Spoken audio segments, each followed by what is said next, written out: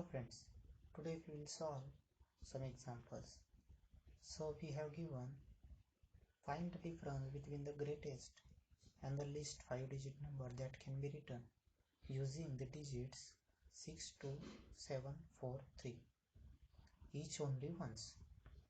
So we have to use the numbers only once, each number only once. So to find the greatest number, we will first pick the greater digit among the given numbers. So the greater digit among the given digits is 7. So the first, to find the greatest number, we will first write 7. Then write the second most greater digit, and it is 6. So after 7 we will write 6.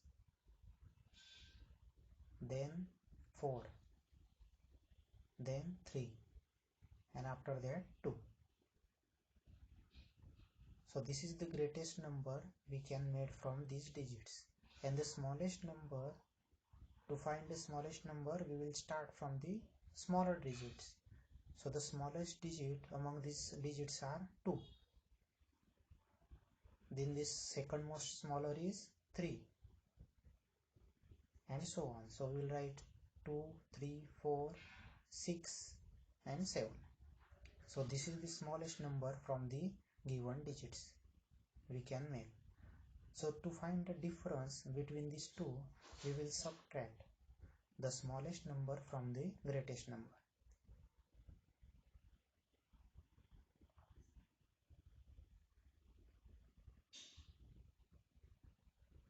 So after subtraction, we get the difference between these two numbers. So we get 52,965.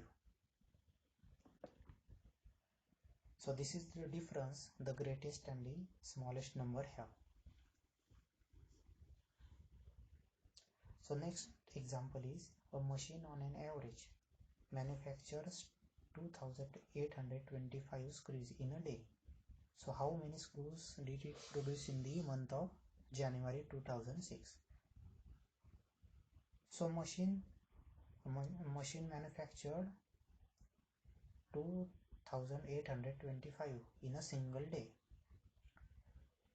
So first, in a single day we will write 2,824 screws. Then for the month of January we have 31 days.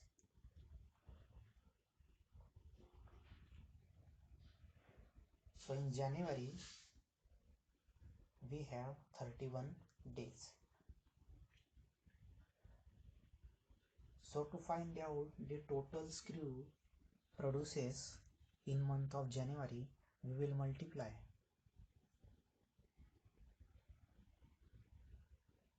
31 to a single day screws. So single day screws manufactured are 2825 multiplied by 30.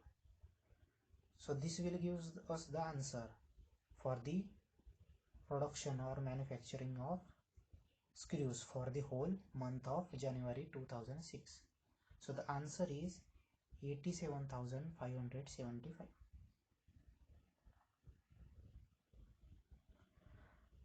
Next example is a merchant had rupees 78,592 with her. She placed an order for purchasing 40 radio sets at rupees 1200 each. So how much money will remain after the purchase?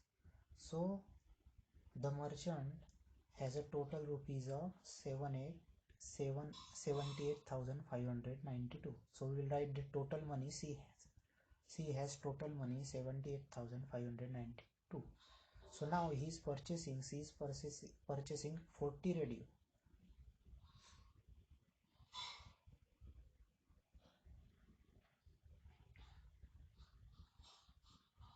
For each set of rupees 1,200. So to find the total amount of the purchase, we will multiply 1200 by 40. So we will get the total amount. So we have 48,000.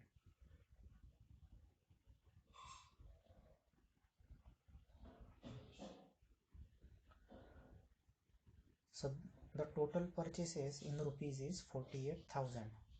So now to find how much money will the merchant remains is to find the difference between the total money and the purchase he made.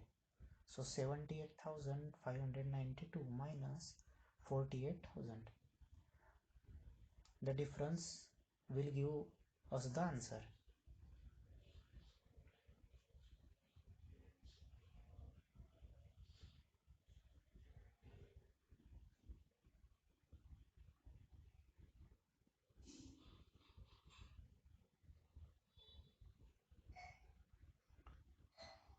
So C has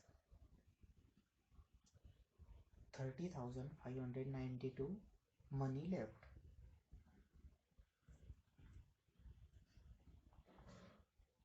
So we can also write in answer. C has rupees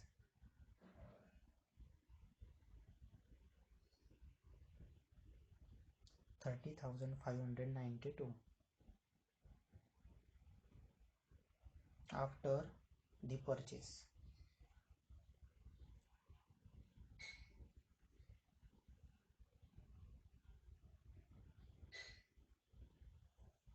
So now next example is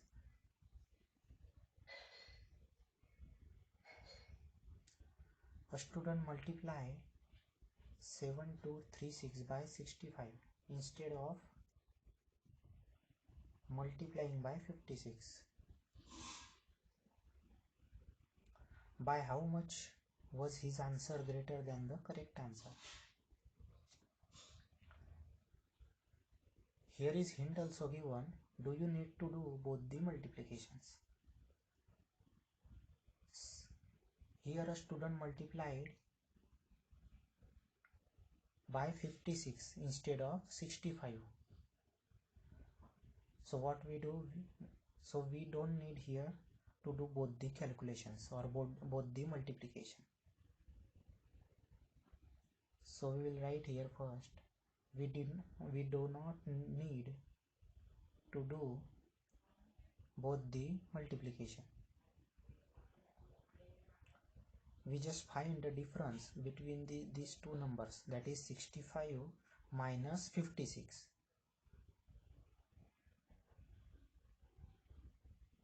So 65 minus 56. So we get 9. So now we will multiply 9 to 7236.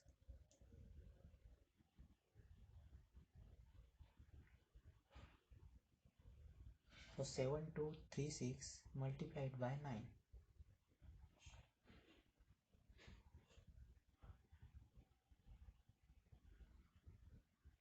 So the multiplication is 65,124. So this is the difference made by these numbers. So we will write his answer is greater by 65,122 than the correct answer.